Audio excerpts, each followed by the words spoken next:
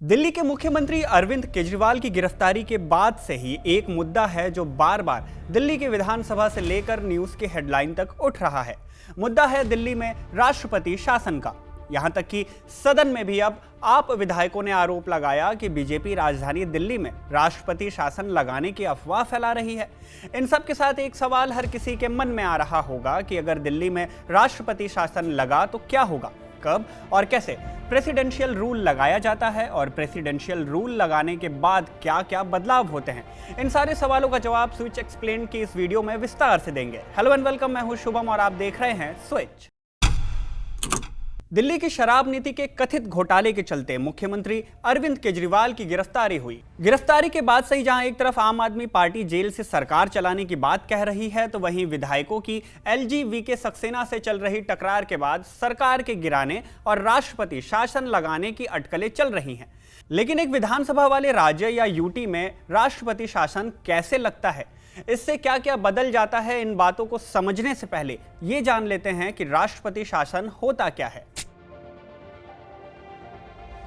भारत के संविधान के अनुच्छेद 356 और 365 में किसी राज्य में राष्ट्रपति शासन लगाने की पूरी नियमावली लिखी है।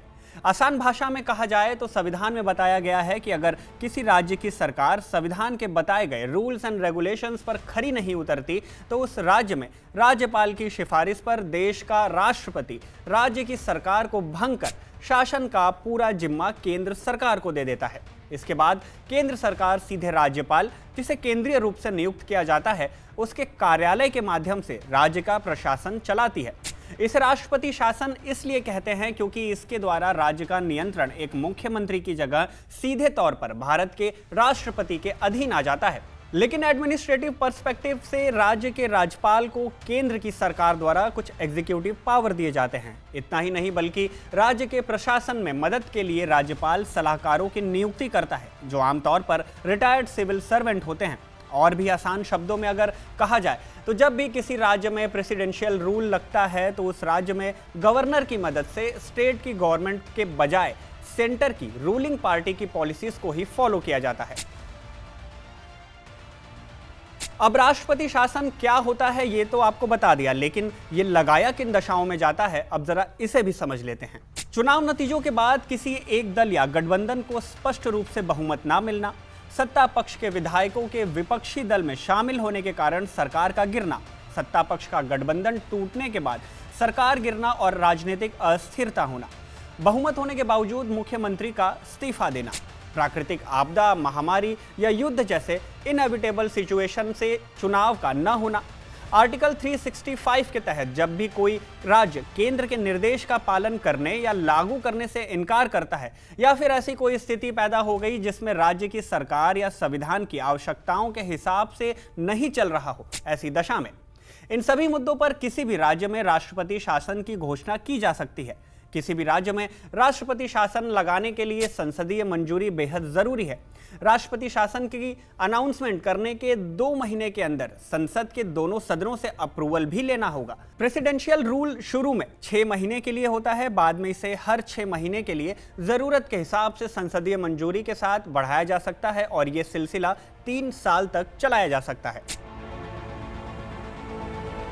अब एक और सवाल आता है कि राष्ट्रपति शासन लगाने के बाद क्या होता है। क्या राज्य की जनता के लिए इसमें कोई बड़ी समस्या होती है या फिर कोई बड़ा बदलाव होता है? तो जवाब है नहीं। राज्य में प्रेसिडेंशियल रूल के दौरान राष्ट्रपति मुख्यमंत्री के नेतृत्व वाली मंत्रिपरिषद को भंग कर देते हैं। राष्ट्रपति राज्य सरकार के कार्य अपने हाथ में ले लेते हैं और उसे राज्यपाल और अन्य कार्यकारी अधिकारियों की शक्तियां प्राप्त हो जाती हैं। राज्य का राज्यपाल राष्ट्रपति के नाम पर राज्य सचिव की सहायता से या फिर राष्ट्रपति द्वारा नियुक्त किए किसी सलाहकार की सहायता से राज्य का शासन चलाता है। राष्ट्रपति घोषणा कर सकता है कि राज्य विधायिका की शक्तियों का प्रयोग संसद करेगी। संसद ही राज्य के विधेयक और बजट प्रस्ताव को पारित करेगी। आजादी के बाद से देश में अब तक कुल 132 बार राष्ट्रपति शासन लगाया जा चुका है। इंदिरा गांधी के प्रधानमंत्री रहते सबसे ज्यादा 51 बार प्रेसिडेंशियल रूल लगा, तो वहीं पीएम नरेंद्र मोदी के प्रधानमंत्री रहते हुए अब तक 10वीं बार राष्ट्रपति शासन लगाया जा चुका है।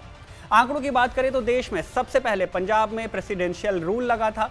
कांग्रेस में फूट की वजह से यहां 20 जून 1951 से 17 अप्रैल 1952 के बीच राष्ट्रपति शासन लगाया गया। इसके बाद यहां अलग अलग मौकों पर कुल 3510 दिन यानी लगभग 10 साल तक प्रेसिडेंशियल रूल रहा।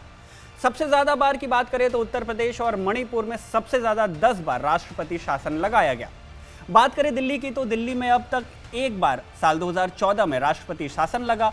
इस दौरान दिल्ली में आम आदमी पार्टी की सरकार थी और अरविंद केजरीवाल मुख्यमंत्री थे। कांग्रेस के बाहरी समर्थन से 49 दिन सरकार चलाने के बाद केजरीवाल ने इस्तीफा दे दिया था। तत्कालीन राष्ट्रपति प्रणब मुखर्जी ने उनका इस्तीफा स्वीकार किया और दिल्ली में राष्ट्रपति शासन लगाने की सिफारिश भी मंजूर कर ली। फिर 2015 में विधानसभा चुनाव में आम आदमी पार्टी ने शानदार जीत दर्ज की और केजरीवाल दूसरी बार दिल्ली के सीएम बन गए। खैर, दिल्ली में वर्तमान समय में चल रही राजनीतिक हलचल पर आपका क्या टेक है? क्या केजरीवाल को जेल से सरकार चलाना दिल्ली की जनता को मंजूर है या फिर राष्ट्रपति शासन लगने से जो कि अटकलें चल रही हैं, अगर ऐसा होता है तो ये जनता के लिए बेहतर होगा? अपनी राय हमें कमेंट बॉक्स में जरूर बताएं और इस वीडियो को लाइक करें, शेयर करें और ऐसी वीडियोस पाने के लिए सब्सक्राइब करें स्विच को।